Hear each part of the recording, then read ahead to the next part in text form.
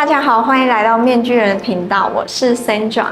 微策略在8月2号的时候宣布他们公司的创始人兼首席执行官 Michael Saylor 将要辞去最高的职位，并且从2022年8月8号起正式的转任执行董事主席。他将更加的专注于该公司的比特币战略，而现任的总裁封利呢，则会接任现任 CEO 的职位。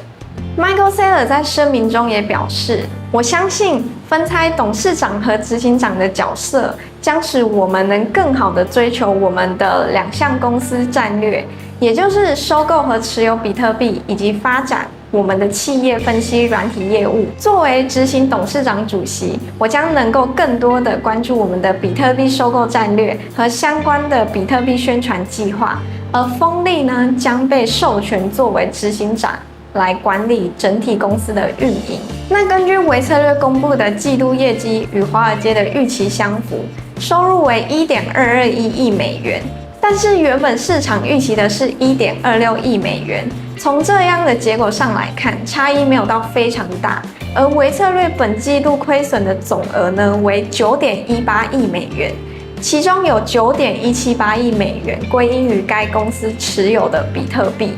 那根据公司在一份报告中表示，在第2季度末，微策略的数字资产一共是持有129699颗比特币，账面价值为29.8亿美元，而微策略比特币的原始成本价格是39.77亿美元，这也反映了平均一颗比特币的持有成本大约为30664美元。如果以比特币目前大约是23000美元的价格计算的话，这些资产的价值大约是30亿美元左右。虽然说现在熊市很难熬，即使面对大亏的情况Michael Saylor 仍旧持续在 Twitter 上面表达对比特币的信心。对于57岁的 Saylor 来说，处于困境是他相当熟悉的领域。在西元2000年3月互联网泡沫破灭后， CNBC 的主持人 Jim Cramer 指出，微策略的崩溃呢是催化剂。在这场崩溃中， Saylor 的财富在1天内损失了60亿美元，而微策略的股价也在1天内下跌了62%。当时呢，公司是因为审计报表的问题，才会导致一夕之间落入谷底。而后的日子Saylor 和微策略在华尔街的雷达下度过了20年。虽然说微策略当时一直在努力的为企业开发软体，但是让 Saylor 重返荣耀舞台的竟然是比特币。因为他对通货膨胀的恐惧促使他在2020年开始将微策略的现金投资于原始加密货币，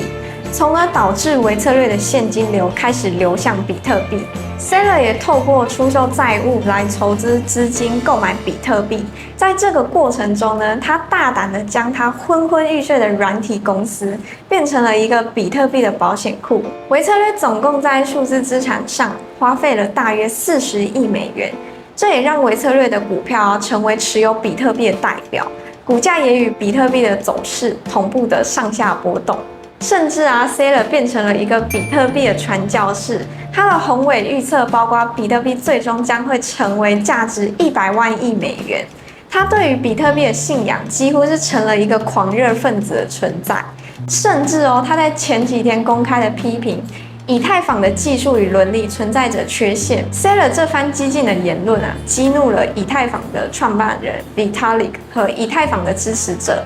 V 神甚至在他的 Twitter 上回击声称 Saylor 是个小丑。那么 Michael Saylor 到底是谁呢？这里帮大家科普一下这位比特币至上的传教士。Saylor 是一位于1965年出生在内布拉斯加州林肯市的一个军人家庭。他童年的生活是在空军基地的附近长大的。他的母亲是一位乡村音乐家的女儿，而他的父亲是一名入伍的空军退伍军人。10几岁时，他想要成为摇滚明星，直到他意识到大多数的音乐家赚不了多少钱，于是他的下一个选择就是成为一名战斗飞行员或宇航员。但是后来却因为心脏杂音的诊断出现问题，进而导致他的这个梦想破灭。后来啊，他凭借着他的头脑，以空军奖学金就读于麻省理工学院，并且在那里获得了航空航天以及科学、技术和社会的双学位。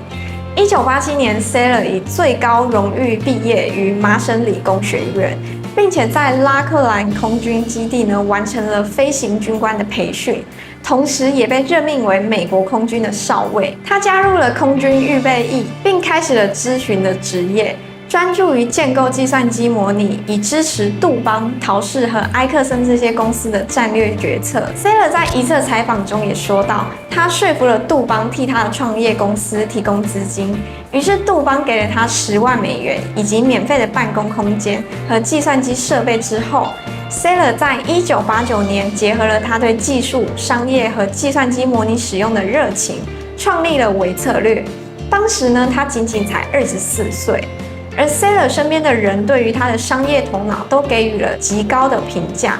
他曾经在90年代就提到大型计算机器将会转变，于是他就加速了开发移动的软体，以及他早期对 Amazon 还有 Apple 的投资。那这些呢，都足以证明 Saylor 的眼光是相当的精准。而在2013年 ，Saylor 在 Twitter 上表示，比特币的日子屈指可数。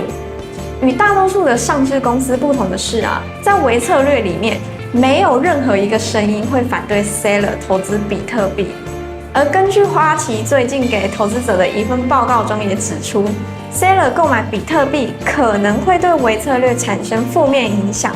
并且可能成为软体投资者的交易破坏者。他们担心他们现在拥有风险更大的资产管理业务，但是 Saylor 呢却认为情况恰好相反，他将比特币的名声叙述为一种营销工具，可以引起对微策略数据分析业务的关注，并且帮助推动销售。从长远来看，投资微策略的表现可能就取决于 Saylor 无法控制的事情，那就是政府对于加密货币的监管。分析师也表示啊，虽然根据现有的美国法律，比特币本身通常被认为是一种商品，而不是一种证券。但是比特币仍然有无数的灰色地带，包括如何监管比特币期货等等。尽管说有不少的迹象表明比特币的未来可能不会那么乐观，但是 Saylor 呢还是对于比特币的未来持有着无限的信心。那不知道大家听完 Michael Saylor 的故事之后，是否和他一样坚信着比特币的未来？以上就是今天的分享，喜欢的朋友们可以订阅面具人频道，这样才不会错过每天最新的分享。那么我们下期再见，拜拜。